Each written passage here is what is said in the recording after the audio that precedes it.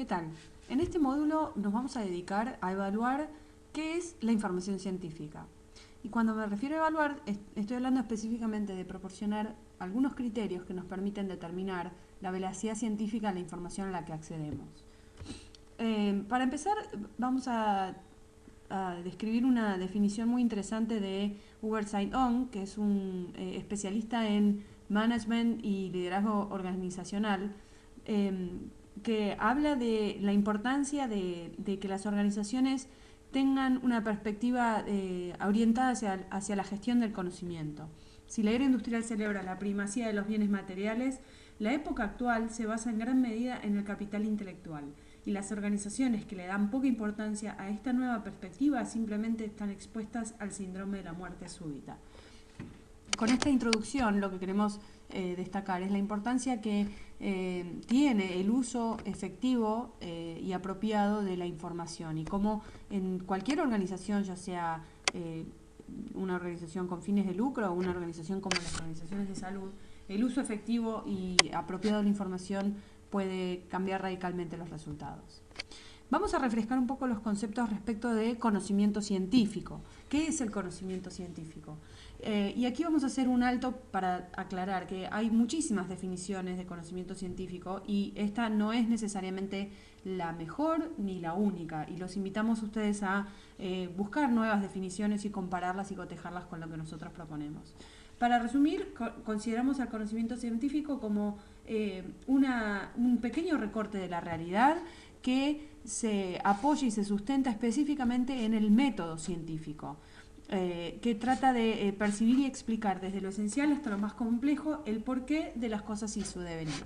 Y ponemos destacado el término método científico porque justamente el conocimiento científico solo se obtiene a través de investigación basada en el método científico, que ahora lo vamos a ver. Entonces, el conocimiento científico es verificable y susceptible a cambio. Esto quiere decir que constantemente nos encontramos con la necesidad de actualizar el conocimiento que hemos construido previamente. Como decía Lorenz, la verdad en ciencia puede definirse como la hipótesis de trabajo que más le sirve para abrir el camino a una nueva hipótesis. Esto quiere decir que lo que sucede en ciencia es que una pregunta me lleva a una nueva pregunta. Entonces, decimos que el conocimiento científico se construye mediante la interacción de las comunidades científicas. Esto quiere decir que no existe el conocimiento aislado, sino que el conocimiento está concatenado con todas las disciplinas que lo circundan. Por ejemplo, en el área de la salud trabajamos en forma interdisciplinar, lo que quiere decir que el conocimiento de otras disciplinas impacta necesariamente en el quehacer de nuestra propia profesión y en nuestro propio conocimiento. El conocimiento científico se comunica mediante la publicación en formas de documentos, como conocemos libros, revistas, medios digitales, etc. Ya vamos a adentrarnos en este aspecto. Y se construye sobre la base del conocimiento previo. Este concepto de que una pregunta me lleva a otra pregunta, y lo que sé hoy me conduce a preguntarme, a generarme nuevos interrogantes. Cuando hablábamos de método científico, que es lo que sustenta todo conocimiento científico, hablábamos exactamente de esta distinción entre lo que consideramos ciencia y pseudociencia. Y este es un aspecto muy importante a tener en cuenta. El método científico, la ciencia, tiene una serie de requisitos y de pasos que necesariamente deben ser cumplimentados en forma ordenada y cronológica, mientras que la pseudociencia carece de algunos de estos pasos. Como vemos en este gráfico, entonces, la ciencia se basa en, primero que nada, la observación de un acontecimiento, luego la formulación de una hipótesis que pueda explicar ese acontecimiento, la experimentación para contrastar esa hipótesis, y luego la definición de una teoría que explique entonces la observación inicial. ¿Sí? La pseudociencia, por el contrario, carece de las etapas de experimentación y de generación de teorías. Pasa directamente de la observación y de la hipótesis a la formulación de una ley que no permite ser contrastada científica y empíricamente. Y esta es la clave que nos va a permitir entonces determinar si se trata de conocimiento científico o no aquello que queremos valorar. Hay muchos ejemplos en ciencias de la salud sobre prácticas que están digamos de alguna manera rayando el límite entre ciencia y pseudociencia, inclusive prácticas que están muy arraigadas en el conocimiento, en el acervo médico y de las profesiones de la salud. Muchas prácticas, muchas costumbres que tienen que ver muchas veces con lo que otros hicieron y que no necesariamente reúnen estos requisitos y estos pasos. Los invito entonces a que ustedes piensen, revean su propia práctica y puedan preguntarse si alguna vez utilizaron conocimiento que tal vez se parecía más al lado derecho de la pantalla, mientras que otros conocimientos se parecían más al lado izquierdo de la pantalla, y que reflexionemos al respecto. Entonces, vamos a esquematizar un poco más el concepto de información científica. Decimos entonces que la información científica surge de la investigación y que sus resultados, los resultados de la investigación basada en el método científico, son publicados en repositorios de publicaciones científicas, revistas, publicaciones digitales, anuarios, etc. Y a raíz de la revolución del acceso a la información, sobre todo con el acceso a Internet, hoy en día estos repositorios están en su mayoría disponibles online. Pero aquí es donde entonces también entra a jugar la pseudociencia, que también suma a la cantidad de información disponible. Y es por eso que es necesario preguntarse con cuál nos quedamos, porque los usuarios finales, o sea, nosotros, los consumidores de información, necesitamos poder discriminar entre una y otra.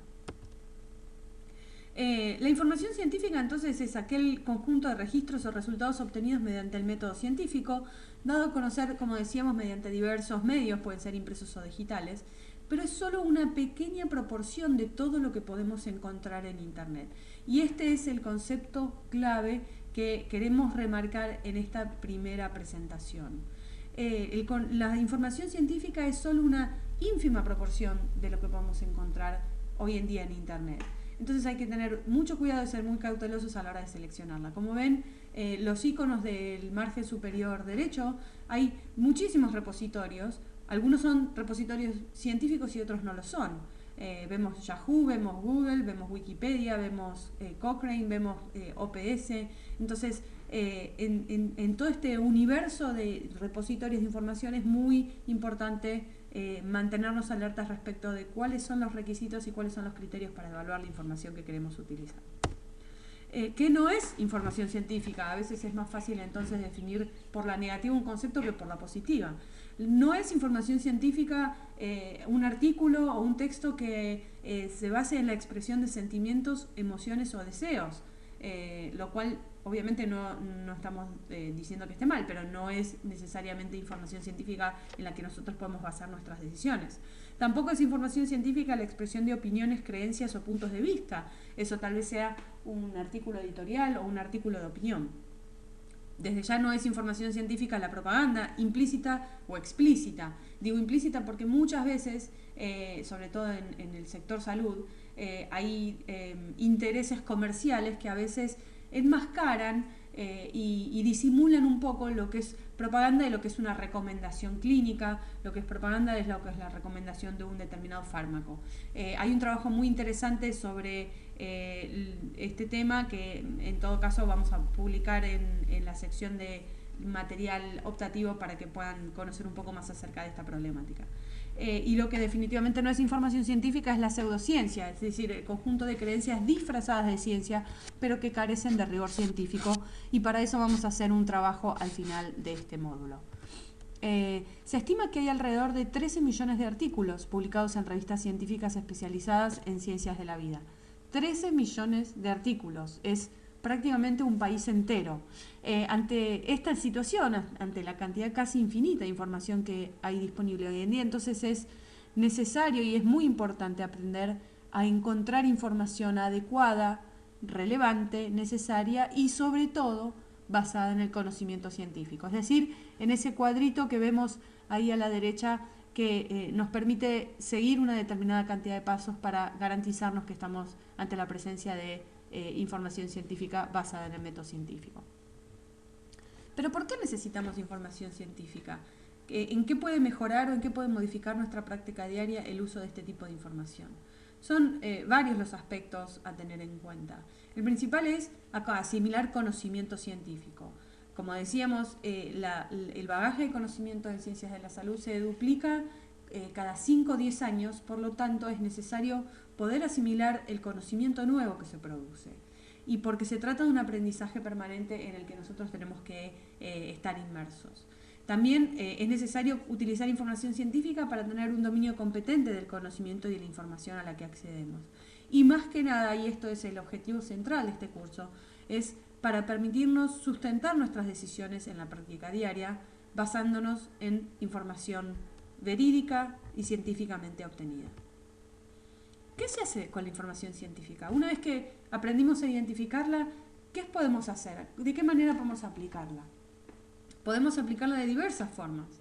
En la planificación de nuestra práctica y de los servicios, podemos buscarla, mejor dicho, es decir, planificar la búsqueda, establecer qué herramientas de búsqueda, cómo vamos a acceder a esos contenidos. Luego la vamos a evaluar, vamos a distinguir clases de información, analizar la confiabilidad de las fuentes, estos que hablábamos hasta aquí, y luego la vamos a utilizar. La vamos a procesar, vamos a gestionar las referencias, vamos a presentarla y por sobre todo vamos a aplicarla. Esto es lo que vamos a hacer con la información científica y es lo que vamos a hacer, si Dios quiere, finalizado este curso, lo que vamos a hacer con cada instancia de búsqueda científica ante la que nos encontremos.